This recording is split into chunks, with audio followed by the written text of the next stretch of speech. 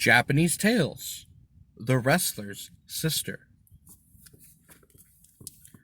Oi Mitsuto, a wrestler who lived in the province of Kai, was stocky and fierce, immensely strong, and wonderfully swift of foot. In character and in physique, he was a model of his profession.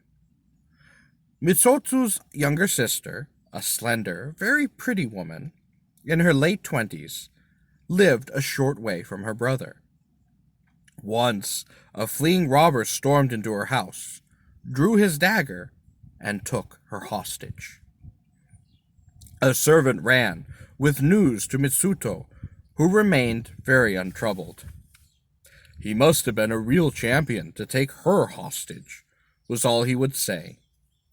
The puzzled servant ran back to the house and peered in through a crack. They lay his mistress, dressed in a thin mauve robe and a pink trouser skirt lined with green. The man, very huge and terrible, had her clamped between his legs from behind and was holding the point of his great dagger to her stomach. Her left hand was over her face, and she was crying.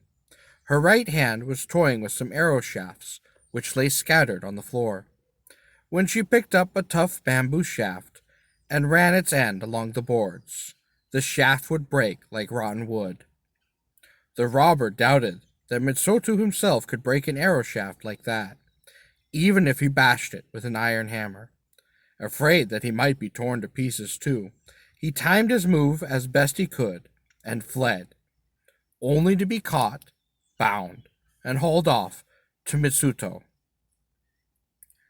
Mitsuto asked him why he had run, and laughed when he heard the story. "You'd have never gotten your dagger into her," he said. "She'd have torn your arm off. You were lucky that she didn't.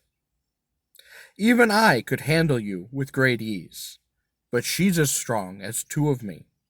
She looks like a pretty slip of a thing, yes, but I've never been able to beat her.